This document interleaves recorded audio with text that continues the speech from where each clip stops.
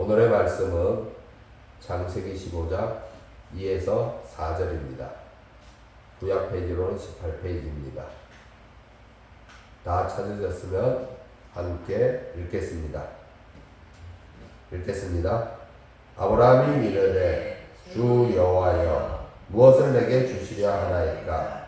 나는 자식이 없사오니 나의 상속자는 이 다메섹 사람 엘리에셀이니이다. 아브라함이 또 이르되 주께서 내게 씨를 주지 아니하셨으니 내 집에서 길린 자가 내 상속자가 될 것이니이다. 여호와의 말씀이 그에게 임하여 이르시되 그 사람이 내 상속자가 아니라 내 몸에서 날 자가 내 상속자가 되리라 하시고. 아멘.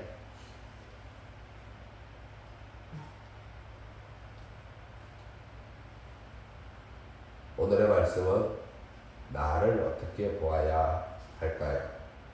입니다. 이 제목으로 함께 말씀을 나누어 보겠습니다. 우리는 예수 믿는다고 하죠. 그렇다면 예수 믿는다고 하는데 예수 믿는 사람은 어떤 사람일까요? 이 시간에 한번 이에 대해서 생각을 가지는 시간이 되었으면 좋겠습니다. 지금 나는 어떤 사람일까?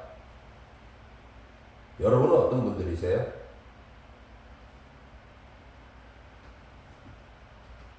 그러면 저는 어떤 사람일까요? 여러분과 저에 대해 어떻게 인식하고 있나요? 나를 어떻게 보고 있죠? 나는 누구일까요? 라고 질문을 하면 어떤 분들은 이 질문을 듣고 내가 누구긴 누구야? 나는 나지 라며 답하는 분들도 있습니다. 믿지 않는 분들이니까 그렇게 답할 수도 있다고 생각합니다. 그렇다면 우리는 이 질문에 답을 하기 위해서 내게 있는 전제들을 생각해 볼 수 있게 되겠죠. 지금 나를 평가하는 기준이 무엇인지에 대해 생각해 봐야 할 겁니다. 제일 첫 번째로 생각해 볼 수 있는 것이 뭐가 있을까요? 제일 첫 번째로 생각나는 것은 지금 나의 현재의 상태일 겁니다. 현재의 위치이겠죠. 지금 나의 위치가 어디에 있는지가 나를 객관적으로 볼 수 있는 지표가 될 겁니다. 내가 회사 대표인지 아니면 공무원인지 대기업에 다니는 직원인지 작은 기업의 직원인지 학생인지 아르바이트생인지 취업 준비생인지 아니면 직업이 없는지 또는 늙었는지 젊었는지 그리고 지금 내가 뭔가를 왕성하게 활동하고 있는지 아니면 하는 일 없이 시간을 보내고 있는지 등등 이러한 현재의 나의 상태, 나의 위치는 1차적으로 나를 평가하는 기준이 될 겁니다. 내가 어떤 존재인지를 밝히는 기준이 되겠죠. 이러한 기준으로 어떤 사람은 존중을 받게 될 것이고 또 어떤 사람은 존중을 받지 못하게 될 겁니다. 두 번째로 생각해 볼 것은 내가 가지고 있는 잠재력일 겁니다. 미래 잠재력으로 앞으로 내가 얼마나 성장할 수 있으며 얼마나 성공한 삶을 살 수 있을지가 나의 평가 기준이 될 겁니다. 세 번째는 도덕, 윤리 아니면 에티켓, 나의 모든 활동 가운데 나타나는 시민의식이나 질서의식 그리고 배려심 등등 품성이 나를 평가하는 기준이 될 겁니다. 이런 것들이 나를 평가하는 기준이 되면서 내가 또는 상대방이 나를 아니면 내가 상대방을 평가하는 기준이 되기도 하겠죠. 그리고 그것으로 평가 기준에 못 미치는 사람은 비난의 대상이 되거나 아니면 경멸의 대상이 되거나 또는 업신여김의 대상이 되는 등 한 인격체로서의 자존감을 바닥까지 끌어내리게 됩니다. 그렇다면 성경은 뭐라고 할까요? 성경은 우리를 가리켜 어떤 존재라고 말하고 있나요? 창세기 12장을 보면은 하나님이 아브라함을 부르는 이야기가 나옵니다. 이 아브라함을 하나님이 왜 부르셨을까요? 상속자가 끊긴 세상에서 다시 상속자를 내기 위해서겠죠. 믿음의 상속자 말입니다. 그러기 위해 아브라함을 믿음의 조상으로 세울 필요가 있었죠. 아브라함을 믿음의 조상 일대로 세울 필요가 있었습니다. 그런데 우리가 이때 아브라함을 생각해 볼 필요가 있죠. 아브라함은 어떤 사람이었죠? 그는 우상을 섬기던 사람들과 함께 살던 사람이죠. 그래서 우상을 섬기는 사람이었습니다. 즉 하나님을 알지 못하는 사람이었다는 거죠. 아브라함은 하나님이 부르시기 이전에는 전혀 하나님을 알지 못했습니다. 그냥 자기의 고향 우르 또 하란에서 많은 사람들이 섬기는 여러 우상들을 섬기고 있었겠죠. 성경에는 이런 얘기가 구체적으로 나와 있지는 않지만 그 아버지 데라에 대한 얘기는 나와 있죠. 그래서 아버지가 우상을 섬기는 사람임을 말해주고 있습니다. 따라서 아브라함도 아버지를 따라 우상을 섬겼을 것입니다. 그러므로 그가 하나님을 만났는데도 불구하고 하나님의 약속의 말씀을 들었는데도 불구하고 하나님을 알지 못했기 때문에 애굽으로 내려가서 아내를 빼앗기고 오늘의 말씀처럼 자신의 종 엘리에셀을 상속자로 세우겠다 하거나 또 하갈에게서 아들 이스마엘을 얻어서 사라와 하갈 사이에 갈등이 일어나는 원인을 제공하기도 하고 거란에 가서도 또 한 번 아내를 빼앗기기도 합니다. 또한 그는 99살이 되어서도 아들을 주시겠다는 하나님의 약속을 믿지 않았습니다. 그는 하나님이 아들을 주시겠다는 말에 웃었죠. 이 웃음은 약속에 대한 기쁨의 웃음이 아닙니다.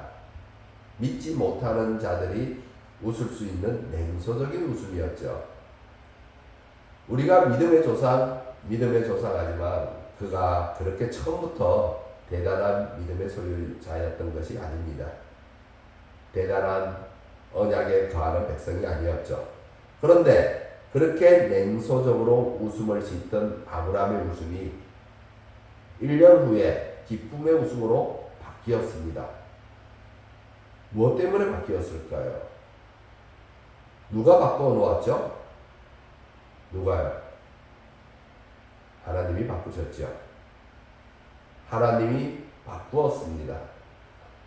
우리의 쓴 웃음이 어떻게 기쁨의 웃음으로 바뀌나요? 하나님이 바꾸시기 때문에 바뀝니다. 이와 같이 우리를 바꾸시는 분은 하나님이십니다. 시작한 분이 이루십니다. 여러분 속에서 믿음을 시작하신 분이 바꾸시고 이루십니다. 여러분 속에는 믿음이 있는데 그 믿음에 대한 기쁨이 없다면 이 또한 창조의 하나님이 만드실 겁니다. 하나님을 즐거워하는 마음으로 만드실 줄 주님의 이름으로 소망합니다. 아브라함은 묻습니다. 2절을 보시면 주 여호와여 무엇을 내게 주시려 하나이까? 나는 자식이 없사오니 나의 상속자는 이 다메섹 사람 엘리에셀이니이다. 아브라함의 이 기도를 통해 그에게 상속자에 대한 고민이 있었음을 우리는 알 수가 있습니다. 그도 하나님에 대한 믿음이 있습니다. 그러나 그는 상속자가 없음으로 인해 믿음의 기쁨을 누리지 못하고 있습니다. 그의 믿음 안에 믿음의 기쁨이 없는 거죠. 그는 지금 퍽퍽한 믿음 위에 서 있을 뿐입니다. 자녀의 믿음이 아니라 종의 믿음을 붙들고 있습니다. 그는 질문을 살짝 틀었습니다. 그렇죠. 여호와여, 무엇을 내게 주시려 하나이까? 라고 물은 후에 바로 나는 자식이 없다라고 그동안 쌓여있던 자신의 속마음을 지금 드러내고 있습니다. 털어놓고 있죠. 이 기도를 들은 하나님의 마음은 어땠을 것 같습니까? 여기서 우리 하나님의 마음을 한번 상상해 보면 좋을 것 같습니다. 아브라함은 하나님에게 상속자에 대한 자신의 고민을 털어놓는데요. 3절도 다 같이 읽어보겠습니다. 읽겠습니다. 아브라함이 또 이르되 주께서 내게 씨를 주지 아니하셨으니 내 집에서 길린 자가 내 상속자가 될 것이니이다. 지금 아브라함은 하나님이 내게 씨를 주지 아니하셨으니 라고 합니다. 그가 이렇게 말하는 것을 봐서는 자손에 대한 하나님의 약속에 대한 기대를 하고 있었던 것 같습니다. 12장 2절에 가보면 너로 큰 민족을 이루고 라고 하고 또 13장 15절에서도 보이는 땅을 내가 너와 누구에게요? 너에게가 아니라 내 자손에게.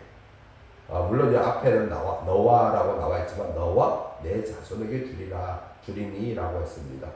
따라서 아브라함은 주님의 약속을 놓고 기대가 충만했겠죠. 그래서 이러한 그의 기도가 누군가의 항변과 비슷해 보이지 않습니까? 하나님이 내게 씨를 주시지 아니하셨으니 이 기도가 누가복음 15장 탕자 비유의 큰아들의 항변과 비슷하게 들립니다. 내가 여러 해 아버지를 섬겨 명을 어김이 없거늘 내게는 염소 새끼라도 주어 나와 내 벗으로 즐기게 하신 일이 없더니 라고 하죠.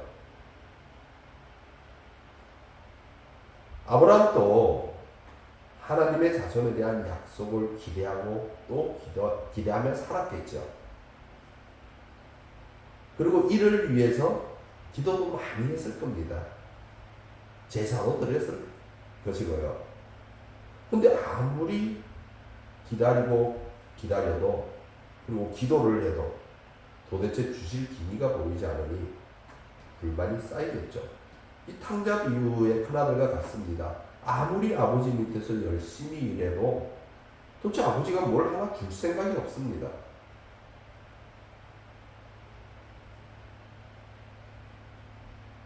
줄 기미도 보이지 않습니다. 그러니 큰아들이 불만이 쌓이겠죠.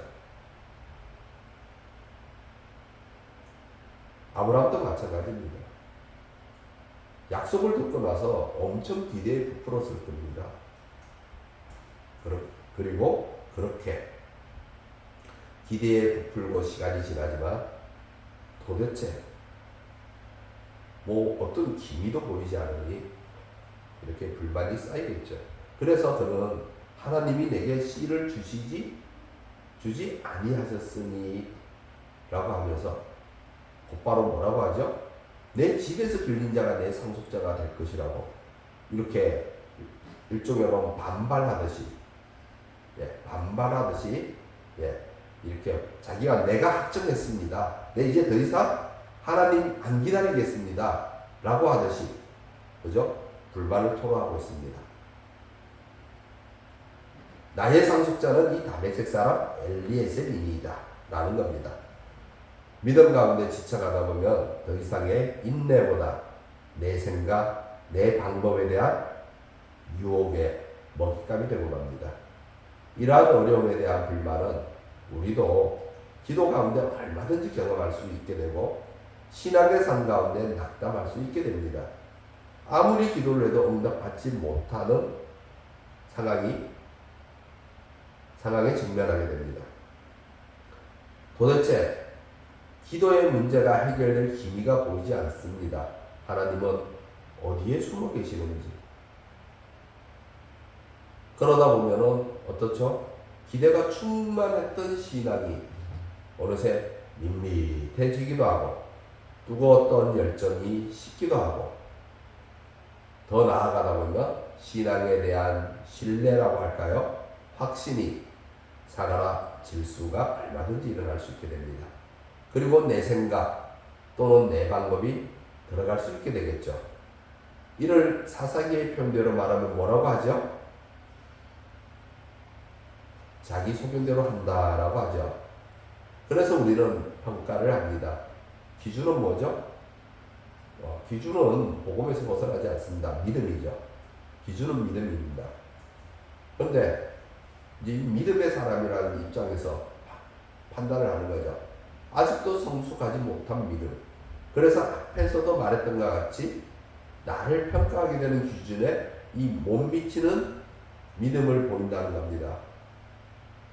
그래서 믿음의 사람답지 못한 사람으로 그리스도인답지 않아.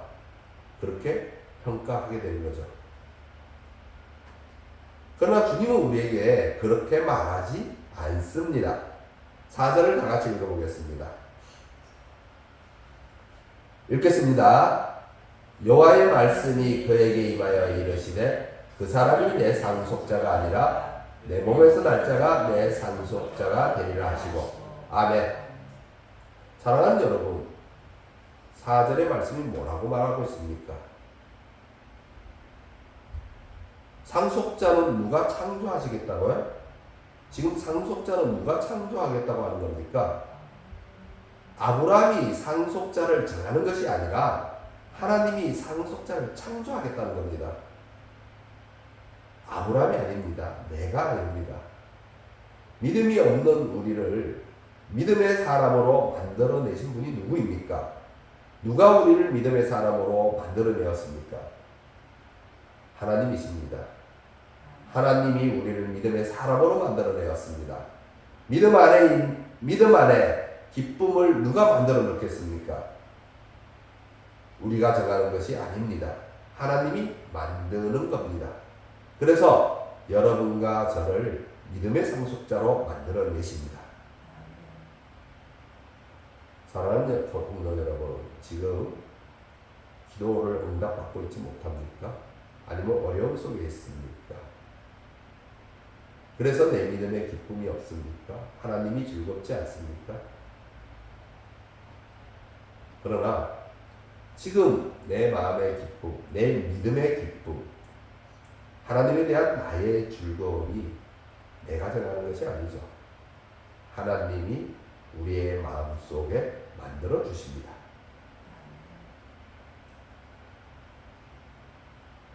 아브라함을 믿음의 조상으로 세우신 하나님이 믿음의 상속자를 만들어가고 있습니다.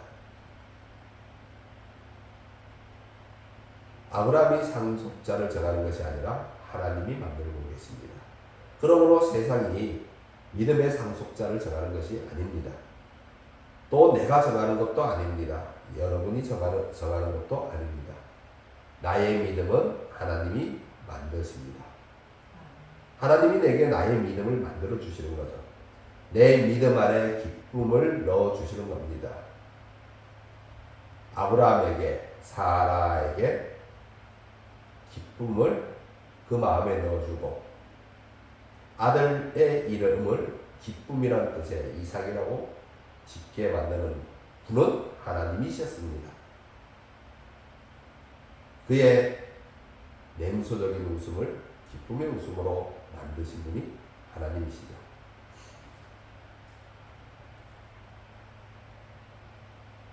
내가 믿음의 상속자가 되는 것은 은혜일 뿐입니다. 그래서 믿음은 선물이라고 하는 겁니다. 그러므로 하나님이 주시는 선물을 가지고 우리가 이렇다 저렇다 평가할 수 없으며 평가받을 필요도 없습니다. 왜냐하면 우리의 믿음의 평가는 우리의 어떠함에 좌우되지 않고 오직 시작한 것을 이루시는 분의 이루심에 달려있기 때문이죠. 이에 믿음의 상속자라는 신분이 얼마나 고귀한 것인지를 되새겨 보시길 바랍니다. 하나님이 우리를 그렇게 만드셨는데 얼마나 특별합니까? 우리를 정말 구별되게 하기 위해서, 거룩하게 하기 위해서 하나님의 기쁨이 이 상속자에게 담겨 있는 겁니다. 우리에게, 여러분에게 하나님의 기쁨이 담겨 있는 거죠. 세상 사람은 여러분을 보고, 우리를 보고 능력 없는 사람, 아니면 뭔가 부족한 사람으로 이해할 수 있어도 그들의 눈에는 우리의 현재가 보이지만 하나님의 마음속에는 하나님이 이루실 때를 바라보고 있습니다. 바로 우리 안에 하나님의 기쁨이 담겨 있습니다. 창세기 1장에 하나님이 하루하루 창조를 하신 후에 뭐라고 말하고 계셨죠? 하나님이 보시기에 좋았더라. 보시기에 좋았더라. 하나님이 지으신 그 모든 것을 보시기에 힘이 좋았더라. 지금도 마찬가지입니다. 하나님은 믿음의 상속자를 한 사람 한 사람 만들어낼 때마다 똑같이 기뻐하고 계십니다. 하나님이 보시기에 좋았더라. 보시기에 좋았더라. 지으신 그 모든 믿음의 상속자를 보니 보기에 힘이 좋았더라. 이렇게 여러분과 저에게 하나님의 기쁨이 담겨 있습니다. 이 아브라함의 얘기가 말하고자 하는 것이 바로 그것입니다. 성경이 창세기 12장에서 아브라함의 얘기를 시작하기 전에 11장에서 바벨탑의 사건을 기록한 것은 사람들에게서 이제 더 이상 하나님을 아는 지식이나 그 믿음이 없어졌다는 것을 알리기 위함입니다. 더 이상 하나님과 동행하는 에녹과 같은 사람이 나오지도 않고 노아와 같은 의인도 끊겼다는 겁니다. 바벨탑을 만드는 시대에 와서는 세상은 더 이상 믿음의 상속자를 출산할 수 없는, 믿음의 상속자를 출산할 수 있는 태가 닫혀버렸습니다. 생명을 출산할 수 있는 능력이 사라져버린 겁니다. 사라와 같이 상속자를 출산할 수가 없었습니다. 믿음의 상속자를 말입니다. 그러므로 하나님은 창조의 능력으로 재창조를 하여야 했습니다. 이를 위해 하나님은 상속자가 없는 아브라함과 출산할 수 없는 사라를 부르셨고 그들을 통해 새 창조를 시작하신 거죠. 따라서 3절과 4절의 아브라함의 기도를 듣는 하나님은 어떤 마음으로 들었을까요? 동명상련의 마음으로 들었을 겁니다. 아브라함의 마음을 충분히 공감했을 겁니다.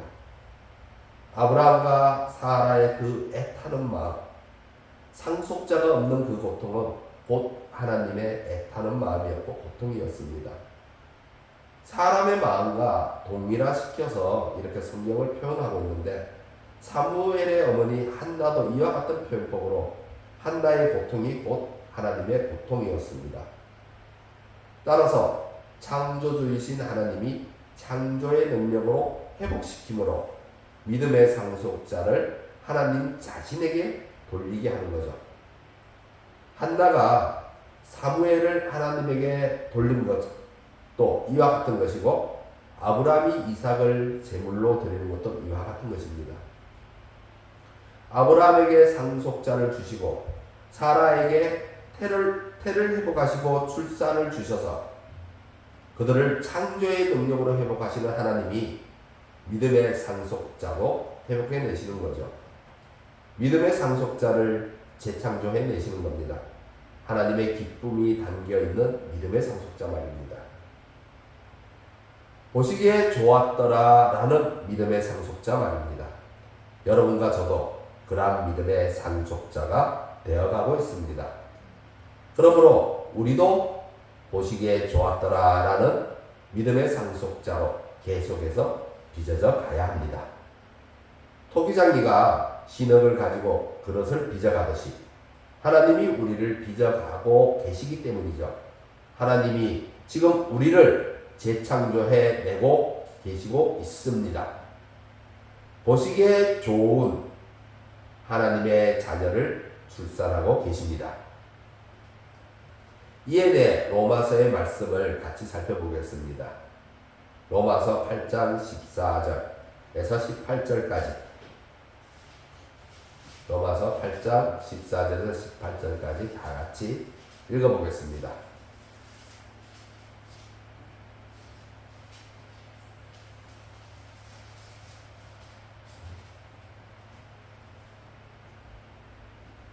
다 찾으셨으면 우리 다 같이 합독하겠습니다.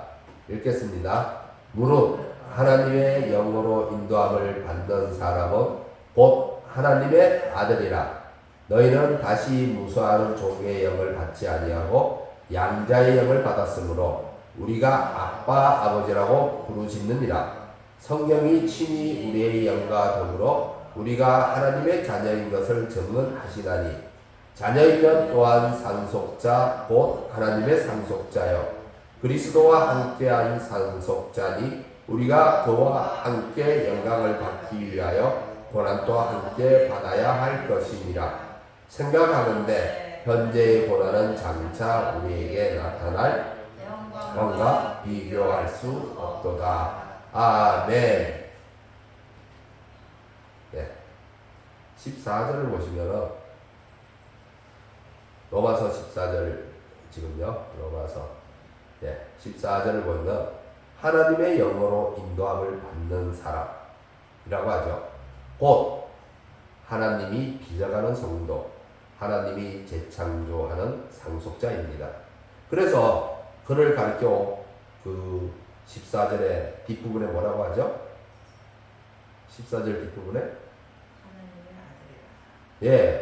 하나님의 자녀라고 하죠.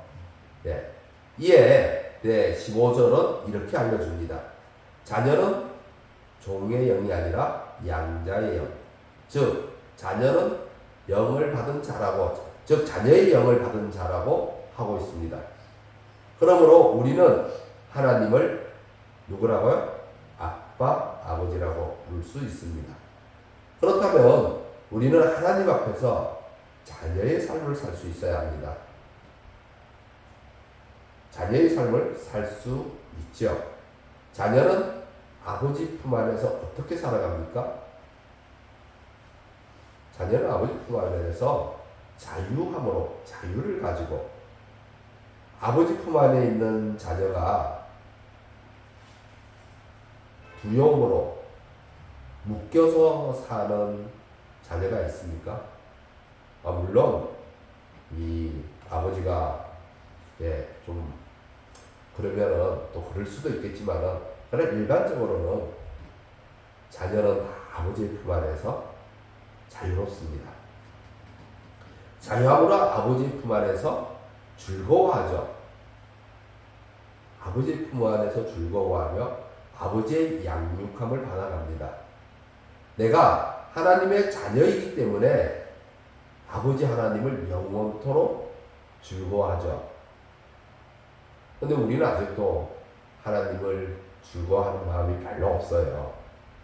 그렇기 때문에 우리가 아직 믿음의 상속자까지 나가기, 하나님의 자녀까지 이르기에는 더욱더 우리가 성령님의 인도함을 받아야 합니다. 이렇게 하나님을 영원토록 즐거워하며 그의 품 안에서 양육받는 것 또한 즐거워합니다. 하나님과 교제하는 것을 즐거워하죠. 그래서 하나님께 나아가 기도하고 하나님께 나아가 예배하고 하나님께 나아가 찬송하고 이것이 믿음의 상속자까지 하나님의 자녀라는 정체성에 이르는 분들은 이것을 굉장히 즐거워합니다. 자녀이기 때문에 하나님께 구별된 자로, 거룩한 자로, 믿음의 상속자로 성장해 갑니다. 금방 구별된 자로, 거룩한 자로, 믿음의 상속자로 성장해 가는 것이 누구에게 대한 것이라고 했죠? 누구에게? 하나님에게요. 하나님에게 구별된 자입니다. 하나님에게 거룩한 자이고 하나님에게 믿음의 상속자죠.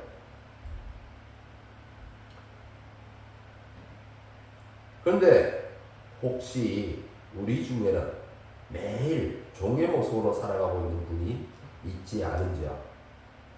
하나님이 만들어 가시는 믿음의 상속자를 거부하고 있지는 않은지요? 하나님의 자녀가 되는 것을 부담스러워하고 있지는 않은지요?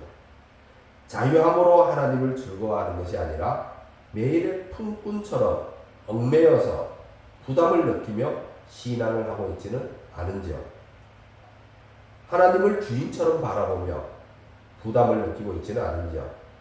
예배를 의무로 생각하며 주인이 내게 맡긴 한 주의 예배를 마치는 것으로 나의 의무를 다했다 라는 생각이 들어오지는 않은지요?